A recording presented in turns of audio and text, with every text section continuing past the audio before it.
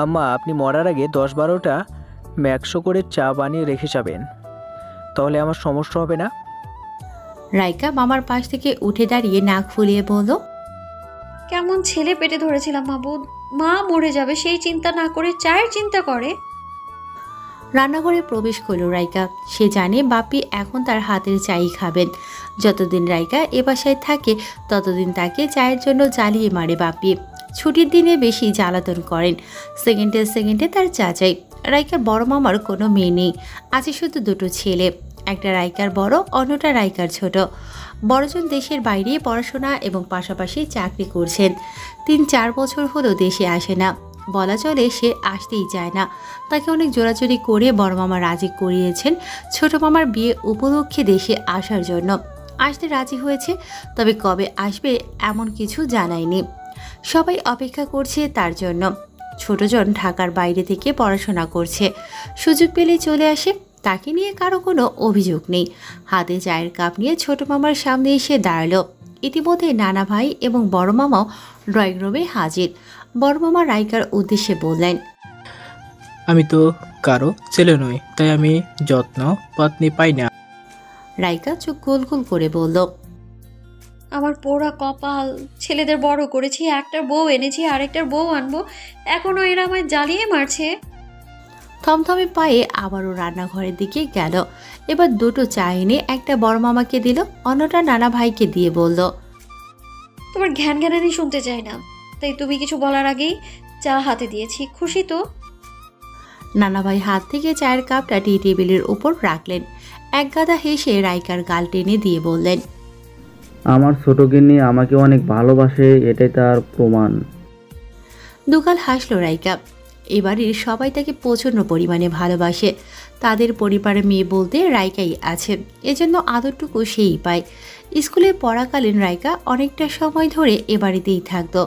কোনোরকম স্কুল থেকে 2-1 দিনের ছুটি পেলে হতো, অমনি চলে আসতো। দিন দিন পড়াশোনার চাপ বাড়তে থাকে, আর তার এ বাড়িতে আশাও কমতে থাকে। ইচ্ছে হলেও এখন আর থাকতে পারে না। তবে এখন যেহেতু বিয়ে লাগছে, তার উপর পড়াশোনার চাপ নেই, এবার থাকতে অসুবিধে নেই। সবাই সকালে নাস্তা করতে বসেছে। রাইকা তার বড় মামির পাশে বসে খাচ্ছে। খাওয়ার মাঝে হঠাৎ নানা ভাই সবাইকে উদ্দেশ্য করে বললেন, তারা আমাদের সব কিছু বেশ পছন্দ করেছেন। তারা আমাদের বাড়ির সাথে আত্মীয়তা করতে এক পায়ে রাজি। তোমাদের কি কোনো আপত্তি আছে? যদি আপত্তি থাকে তবে পিছিয়ে যাব, নয়তো আমি আজই গিয়ে বিয়ের দিন তারিখ ঠিক করে আসবো। এই বিষয়ে তোমাদের কিছু বলার থাকলে নির্দ্বিধায় বলতে পারো। এক এক করে সবাই নিজেদের মতো করে মতামত জানালো। সবাই বিয়েতে রাজি, কারো কোনো আপত্তি নেই, শুধু রাইকা বাদে। সে কিচ্ছুটি বলছে না, নিজের মতো করে খেয়েই যাচ্ছে। নানা ভাই তার দিকে তাকিয়ে বললেন, কি গো বাপ্পির মা, তোমার কি কোনো আপত্তি আছে? হাজার হোক তোমার ছেলে বলে কথা, এখানে তোমার মতামত খুবই গুরুত্বপূর্ণ।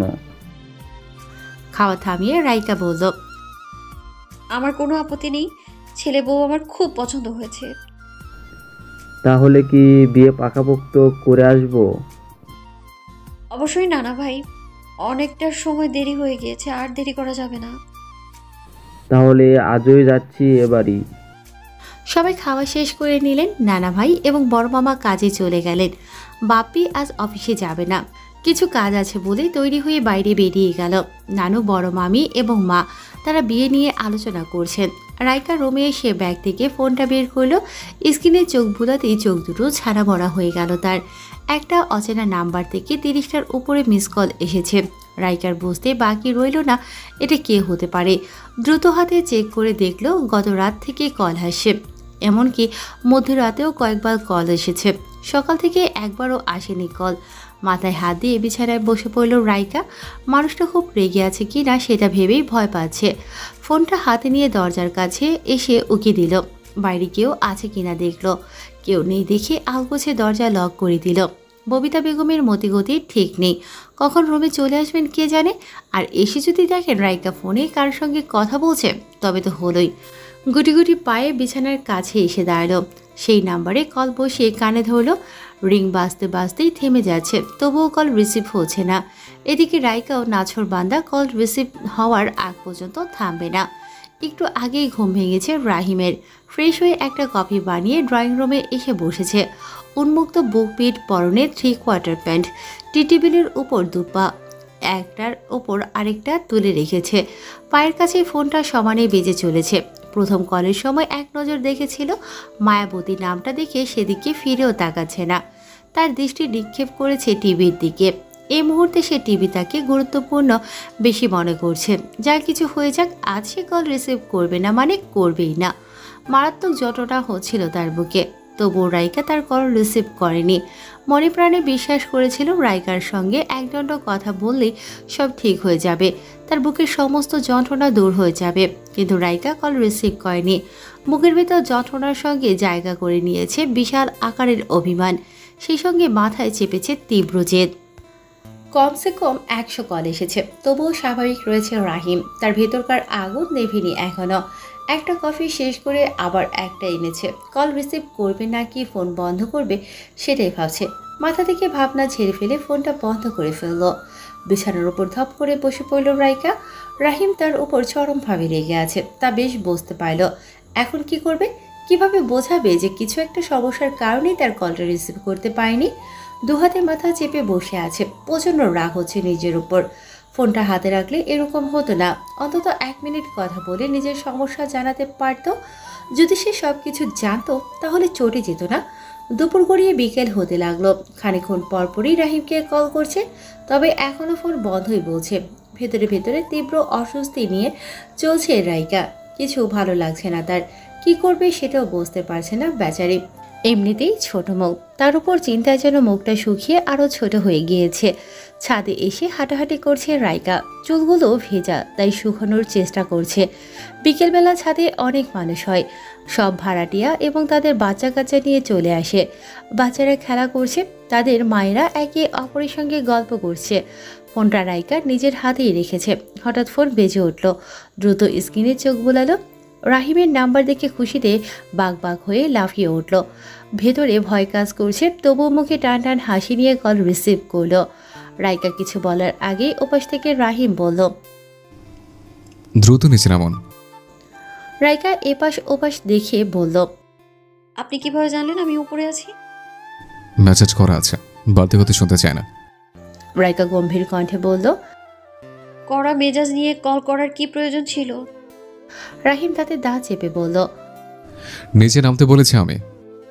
আপনি কি এখানে এসেছেন? উত্তর না দিয়ে কল কেটে দিল রাহিম। রাইকা ছাদের রেলিং ধরে উকি দিল। বাইক নিয়ে নিচে দাঁড়িয়ে আছে রাহিম। ঠোঁটের কোণে এক চিমটি হাসি ফুটে উঠল। দৌড়ে সিঁড়ি ডিঙিয়ে হাঁপাতে হাঁপাতে রাহিমের সামনে গিয়ে দাঁড়ালো। রাইকার এমতা অবস্থা দেখে রাহিম কণ্ঠে গম্ভীরতা বজায় রেখে বলল, দ্রুত আসতে বলেছে, এভাবে দৌড়ে করে আসতে বলিনি। পরে কি কোথাও একটু লেগে যেত, তখন ভালো হতো। রাইকা জোরে জোরে শ্বাস ছেড়ে কিছুটা স্বাভাবিক হয়ে বলল, এত রেগে আছেন আমার উপর? আসলে বিষয়টা কি হয়েছিল সেটা জানার দরকার ছিল না? কোনো দরকার নেই জানার।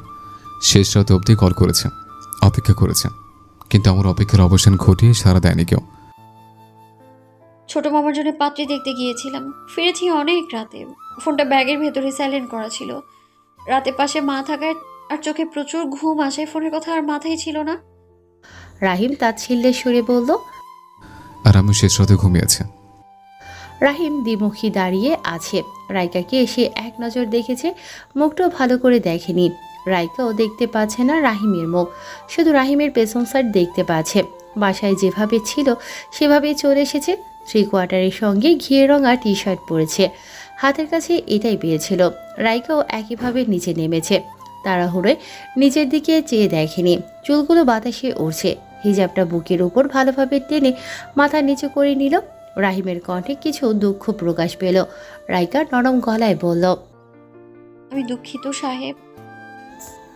রাইকার মুখে সাহেব শব্দটা শুনে চট করে ফিরে তাকালো রাহিম। ছোট্ট চোখ জোড়ায় নিজের চোখ বসিয়ে বলল, সাহেব কি? আপনাকে কি বলে সম্বোধন করব ভেবে পাই না। তাই বলে সাহেব? আপনার ভালো লাগেনি? আপনার ভালো লাগলেই হলো। মৃদু হাসল রাইকা, তার চোখে চোখ রেখেই বলল, রাগ কি নেমেছে কিছু? রাহিম ইশারা করে বাইক দেখিয়ে বলল, চলুন। রাইকা গোল গোল চোখে বলল, চলুন মানে কি? কোথায় চলবো? জাহান্নামের চৌরাস্তায়। আপনি কি সোজা হবেন না কখনো? যদি কেউ সোজা করার দায়িত্ব নেয় তবেই সোজা হব। এমন তেরা লোকের দায়িত্ব কেউ নেবে না। সিরিয়াসলি কেউ নেবে না? রাইকা ঠাস করে বলল।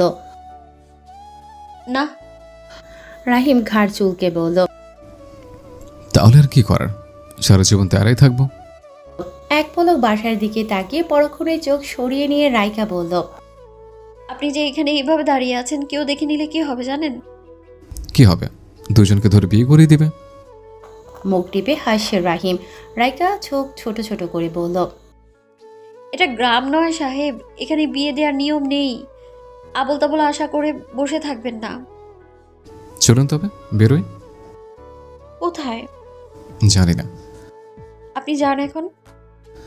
মাথা ধীরে সর্ষে ঠান্ডা হচ্ছে, আবার গরম করে দিলে কিন্তু তুলকালাম হয়ে যাবে। মা খুঁজবে। বেশি সময় নেব না। কোথায় যাবেন সেটা বলবেন তো। ভয় পাওয়ার কিছু নেই, বেশি সময় নষ্ট করবো না আপনার, আর ভুলভাল কোনো জায়গাতেও নিয়ে যাব না। আমি গিয়ে চেঞ্জ করে আসছি।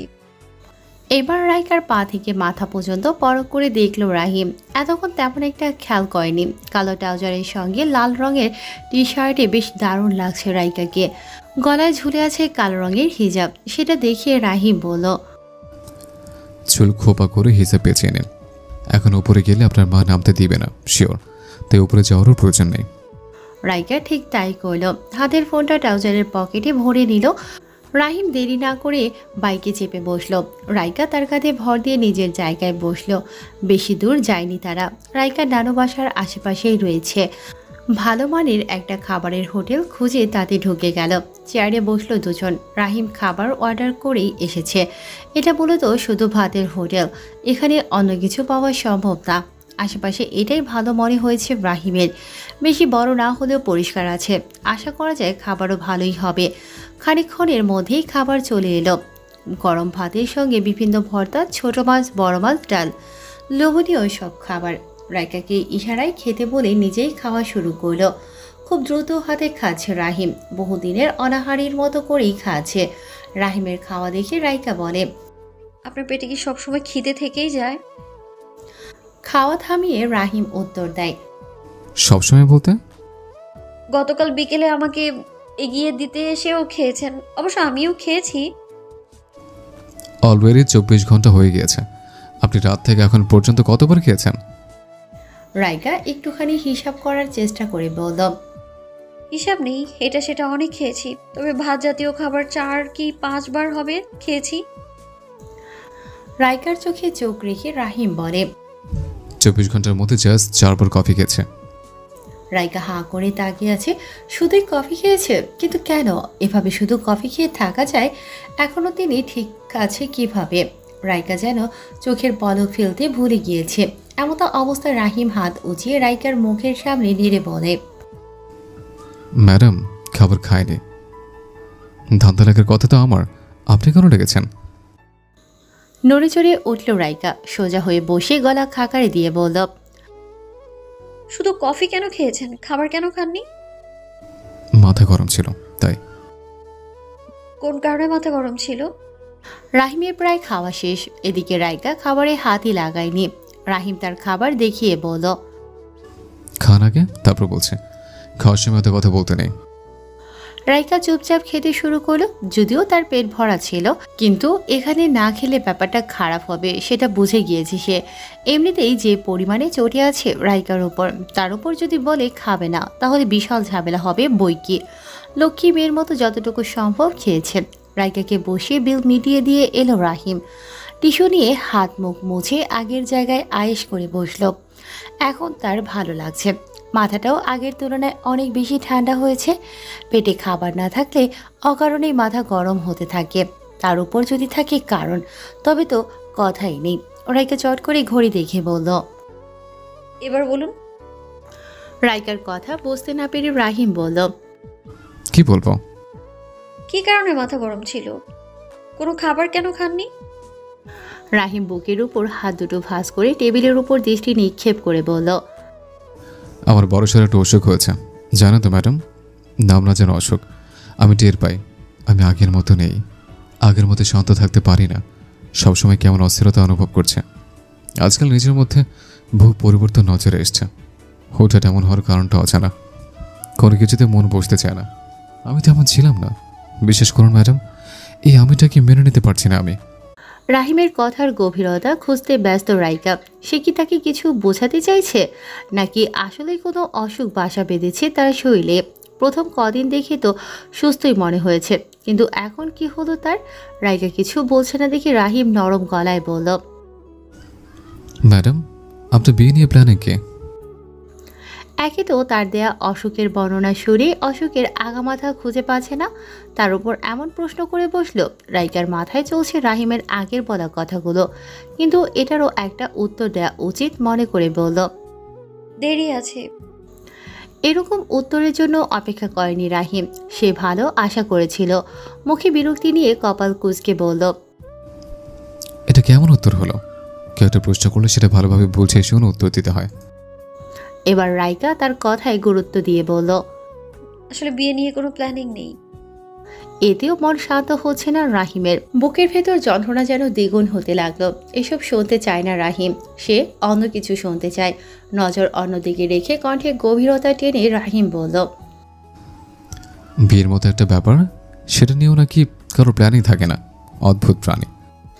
রাহিমের কথাবার্তা ভালো ঠেকছে না। সে কেমন যেন ছটফট করছে, কপালে বিন্দু বিন্দু ঘাম জমছে। তার চোখ দুটো স্থির নয়, এদিক সেদিক ছনভন করছে। জিভ দিয়ে ঠোঁট ভিজিয়ে রাইকা ভীতু গলায় বলল, কি হয়েছে আপনার? শরীর ঠিক আছে? এমন কেন করছেন আপনি? অসুবিধা হচ্ছে? রাইকার কথায় কান না দিয়ে বলল, লাস্টবার বলছি, বিয়ে নিয়ে কিছু ভেবেছেন? এবার রাইকা বিরক্তি কণ্ঠে বলল, বললাম তো কোনো প্ল্যানিং নেই। বিয়ে নিয়ে ভাববার সময় না এখন। বাবার আর নিজের স্বপ্ন পূরণ করব, তারপর ভাবা যাবে। আপাতত এসবে গুরুত্ব দিচ্ছি না আমি। রাহিম ওপর দিকে চেয়ে লম্বা শ্বাস ফেলে বলল, আপনার স্বপ্ন পূরণ হতে 6 বছর লাগবে। 6 বছর কম সময় না। লাগুক, তাতে কি?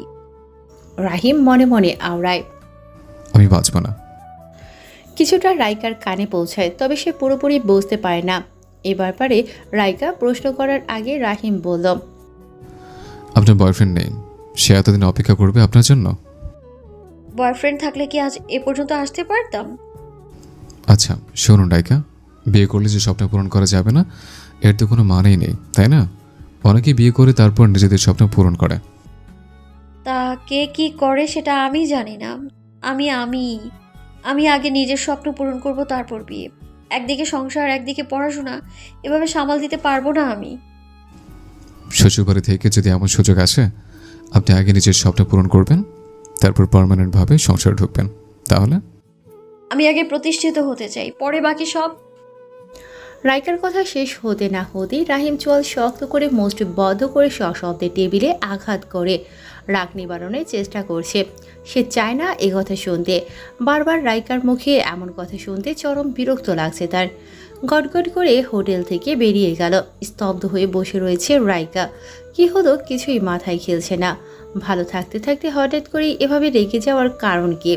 রাইকার উপর এত কিসের রাগ তার? যদি রাগই দেখাবে তাহলে কি প্রয়োজন ছিল রাইকার সঙ্গে দেখা করার? কিছু ভাবতে পারছে না রাইকা। টেবিলে করা আঘাতের শব্দে মাথা ধরেছে তার। কতক্ষণ ওভাবে বসে আছে নিজেও জানে না রাইকা।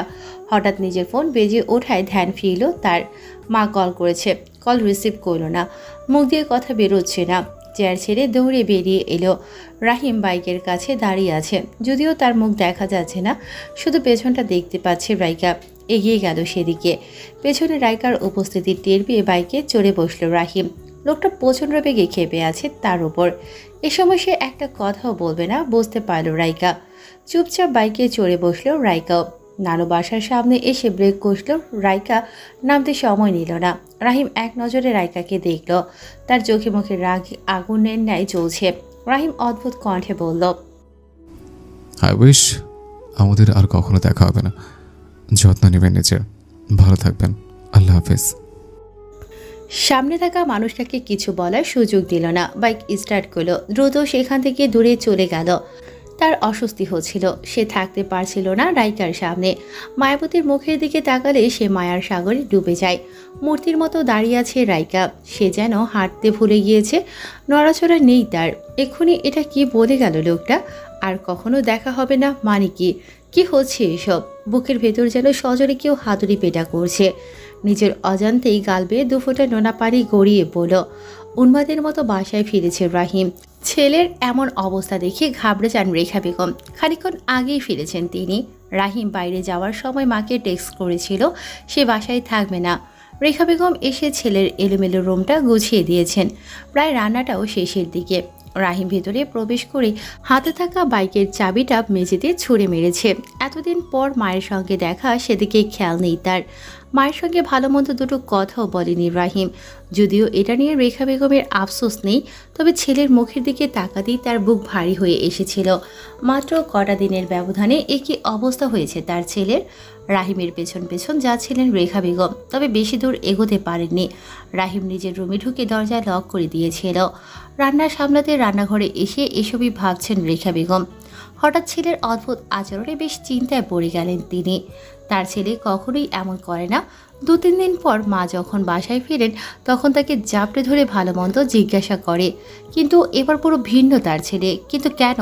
কারণ খুঁজে পাচ্ছেন না তিনি। গতকাল রাতে সাদিকের সঙ্গে অনেকক্ষণ কথা হয়েছে রাহিমের। কথায় কথায় এক পর্যায়ে রাইকার ব্যাপারে কিছু জানতে পারে সে। কথাগুলো শোনার পর থেকেই মাথা ঠিক থাকছে না তার। প্রিয় কিছু হারানোর ব্যথা কতটা তীব্রতা কেবল সেই জানে যে হারিয়েছে। ঘণ্টাখানেক ধরে গোসল করল রাহিম। রাইকার সঙ্গে দেখা করতে যাওয়ার আগেই গোসল করেছে সে, কিন্তু ফিরে আবারও গোসল করে নিল। তার ভেতর কি চলছে তা বোঝা মুশকিল। দরজা খোলেনি এখনো। রেখা বেগম দরজায় এসে ডাকাডাকি করছিলেন। রাহিম ঝাঁঝালো কণ্ঠে মাকে বলেছিল, আমি বিরক্ত করো না মা, পরে তোমার সাথে কথা বলবো। ছেলেকে একা থাকতে দিলেন, বিরক্ত করলেন না তিনি। মায়ের চেয়ে সন্তানের মন কে ভালো বোঝে? এই ক্ষমতা যে সে পৃথিবীর কারোই নেই। দরজা থেকে সরে এলেন রেখা বেগম। রুমের আলো নিভিয়ে বিধায় ধপ করে শুয়ে পড়ল রাহিম। মাথায় ঘুরপাক খাচ্ছে সাদিকের বলা কথাগুলো। মাথাটাও ধরেছে অতিমাত্রায়। ফুটেছে ভোরের আলো। সূর্য মামাও হেসে উঠেছে পূর্বাকাশে। আজ তার মন ভালো, সেটা প্রমাণ পাচ্ছে তার তাপমাত্রায়। কিন্তু মন ভালো নেই রাহিমের। গত 1 সপ্তাহ যাবৎ বাসার বাইরে বেরোয়নি সে। নিজের রুম, ড্রয়িং রুম এবং ছাদ, এছাড়া কোথাও যায়নি সে। ছাদে যাওয়াটা গুরুত্বপূর্ণ তাই গিয়েছে, নয়তো সেখানে যাওয়ার ইচ্ছেও ছিল না তার। সেদিন রাইকার সঙ্গে দেখা করে এসে ঘরবন্দি হয়েছে রাহিম। ফোন একেবারেই বন্ধ। বাসা ফিরে সেদিনই বন্ধ করে ফেলেছে। এখনও বন্ধই আছে। ফোন যেন তার বিরক্তির কারণ হয়ে দাঁড়িয়েছে। ঘুমের কোনো ঠিক ঠিকানা নেই খাওয়া দাওয়ার নিয়ম। সব কিছুই অনিয়ম চলছে তার।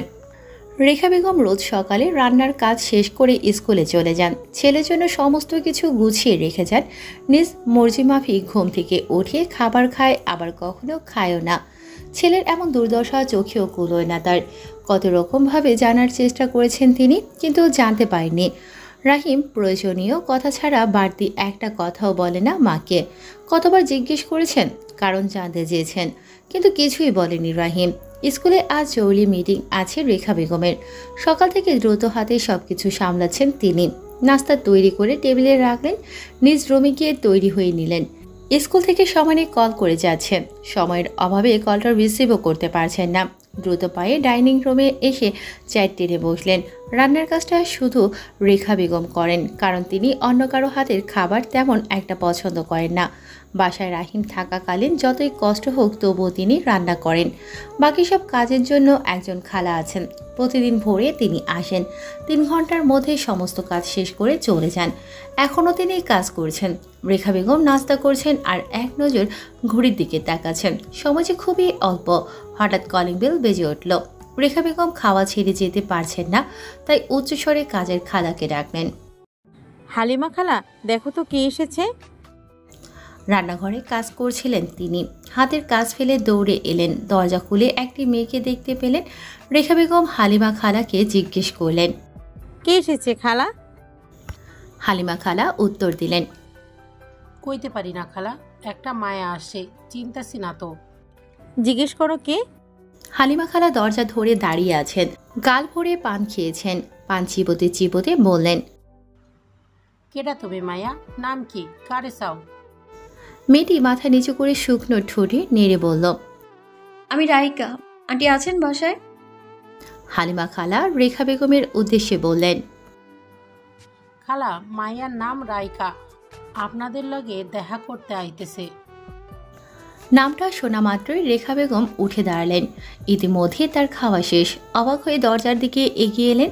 সালাম দিল রাইকা। তিনি সালামের উত্তর দিয়েই সুন্দর হেসে রাইকাকে নিজের বুকের সাথে জড়িয়ে নিলেন। রেখা বেগমের এমন আচরণে খুশি হলো রাইকা। সময় নিয়ে মন ভরে পা থেকে মাথা পর্যন্ত দেখলেন তার মিষ্টি কণ্ঠের মেয়েটিকে। মুখে হাসি বজায় রেখে আদুরি কণ্ঠে বললেন, মাশাআল্লাহ, কণ্ঠ যেমন মিষ্টি, দেখতেও তেমনই মিষ্টি। আমি তোমাকে এইভাবেই কল্পনা করেছিলাম মা। আমার মনে হয়েছিল তুমি দেখতে ঠিক এরকমই হবে। রাহিমকে কতবার বলেছি তোমার একটা ছবি দেখাতে, কিন্তু কি বলবো, ছেলে আমার কথাই শোনে না। তোমার সাথে কথা বলি দিতে বললেও দেয় না। এই জন্য তোমাকে বলেছিলাম তোমার নাম্বার রেখে যেতে, তুমিও কথা শুনলে না। একটুখানি সময়ের মধ্যেই তিনি অনেকগুলো কথা বলে ফেললেন। তবে শেষের কথাটা রাইকাকে অবাক করল। কোনোরকম ভনিতা না করেই বলল, আন্টি আমি নাম্বার লিখে রেখে গিয়েছিলাম তো। রেখা বেগম আবার হেসে বললেন, না না মা, আমি পাতা একটা একটা করে উল্টে দেখেছি, পাইনি। এই বিষয় নিয়ে কথা বাড়ালো না রাইকা, কেননা সে বেশ বুঝতে পেরেছে এসব কে করেছে। নাম্বার রাহিম সরিয়ে ফেলেছে যাতে রাইকা যোগাযোগ করতে না পারে। রেখা বেগম অতি যত্নে ভেতরে নিয়ে এলেন রাইকাকে। ডাইনিং রুমে গিয়ে বললেন, আগে নাস্তা করো, তারপর বাকি কথা। রাইকা মৃদু হেসে বলল, আমাকে নিয়ে ব্যস্ত হবে না আন্টি, আপনাকে দেখার ইচ্ছে ছিল খুব, দেখেছি, এটাই অনেক। আমাকে দেখতে এসেছো, আমার হাতের খাবারও খেতে হবে, নয়তো ছাড়বো না। ঠিক আছে আন্টি, এসেছি যখন আপনার রান্না টেস্ট করেই যাব। আসলে ওনার সঙ্গে আমার একটু কথা ছিল, কলে পাচ্ছি না কিছুদিন যাব। রেখা বেগমের মুখে যেন আধার নেমে এলো। রাহিমের রুমের দিকে তাকিয়ে দীর্ঘশ্বাস ফেলে বললেন, জানি না হঠাৎ আমার ছেলেটার কি হলো, ঘরবন্দি হয়ে গিয়েছে একেবারে। কথাবার্তাও তেমন বলে না। 10টা প্রশ্ন করলে টেনে টুনে একটার উত্তর, সরি 10টা প্রশ্ন করলে টেনে টুনে একটার উত্তর পায়। তুমি কি বলতে পারবে ওর কি হয়েছে? তোমার সঙ্গে তো ওর খুব ভালো একটা সম্পর্ক আছে আমার জানা মতে। রাইকা কাচুমাচু করে বলল, সত্যি বলতে আমি কিছুই জানি না এই বিষয়ে। ওনার সঙ্গে কথা বলে যদি জানতে পারি তাহলে জানাবো আপনাকে। রেখা বেগম ভরসা করলেন ওনার দেরি হচ্ছে।